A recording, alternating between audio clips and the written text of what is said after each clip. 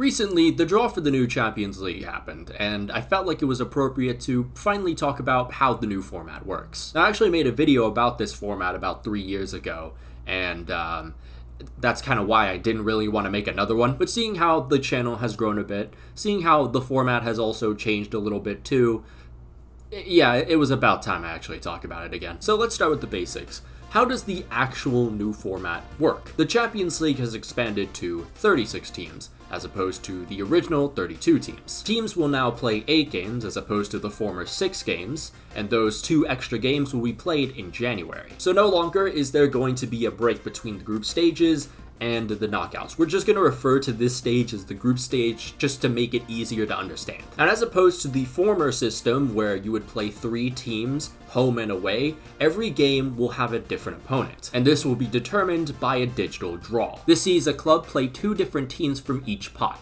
one home, one away. So for example, here's Arsenal's draw. From pot 1, they will play PSG at home and Inter away. From pot 2, they'll play Shakhtar Donetsk at home and then Atalanta away. Pot 3, you'll see them play the team that keeps haunting them, Sporting, away, and Dinamo Zagreb at home. Then in pot 4, you have Girona away and Monaco at home. As the games are played, it will act like a normal league. So the team with the most points is at the top, and so on. Then after all the games finish, the top 8 advance to the last 16, while 9th through 24th advance to the knockout playoffs. In that round, there will be 8 two-legged ties, and they determine the other 8 teams going into the last 16. From there, it's the simple last 16, quarterfinal, semifinal, final, two-legged tie system.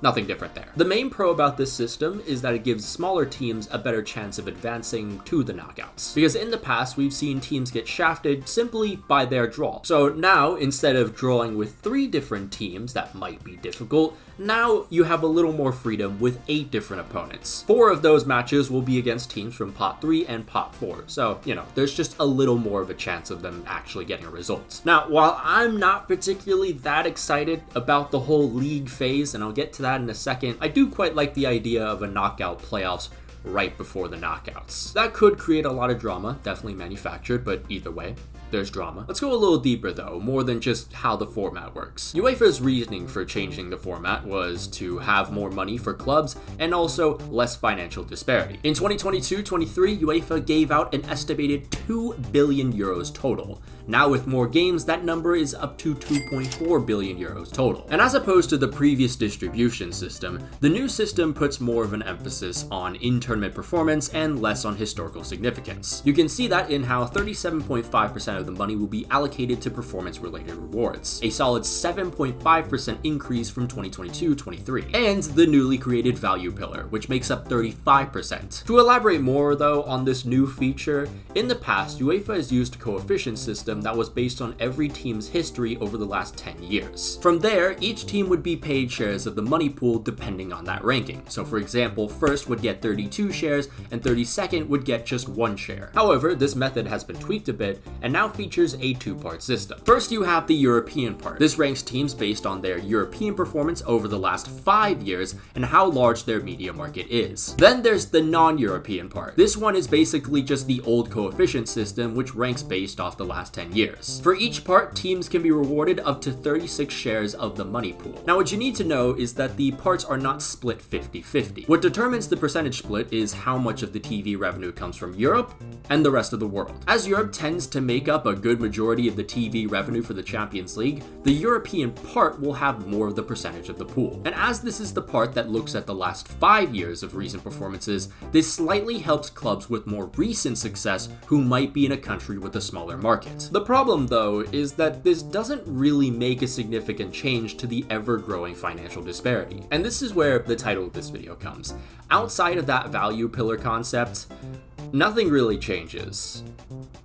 It actually gets worse. There's a difference in the prize money, but that's only because of the increase of games. Nothing has been changed to the model that would give you the idea this actually shrinks the disparity. You can even see that in how the knockout phase will only reward teams 1 million euros. That is quite literally less than the 4.29 million that goes out to clubs eliminated in the qualification process prior to the tournament. And sure, you get more money than ever for advancing to the actual knockouts, but the likelihood for most smaller teams is pretty low considering considering there hasn't been many underdog runs over the last decade because of the disparity, which again isn't going away with this system. At the end of the day, all this actually benefits is UEFA and the richest club owners. That's it. This whole system is literally just like he who shall not be named, the European Super League, a multi-divisional competition with the only differences being promotion, relegation, and more importantly, the fact that it was not controlled by UEFA. I mentioned that last part because the whole format was made partly in response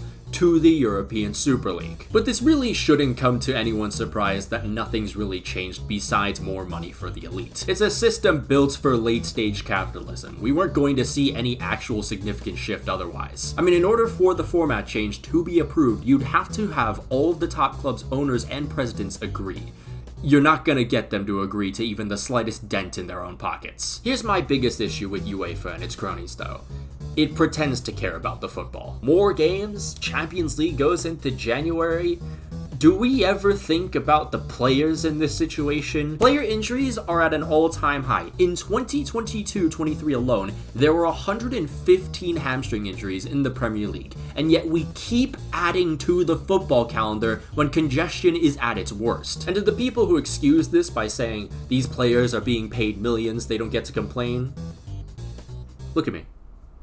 I'm not really gonna, take my time out of my day to actually, listen to you. You are a idiot. However, the congestion doesn't just affect players. It's gotten so bad that now domestic competitions are suffering. Recently, the FA Cup, one of the most historically decorated competitions in the world, has removed replays from the first round onward. While this may not sound significant to any Premier League fan, this is detrimental to lower league clubs who rely entirely on matchday revenue. This is just one example of the never-ending downward spiral of financial gaps between the haves and have-nots that will be felt all over the continent for the years to come. And here's the other problem I have.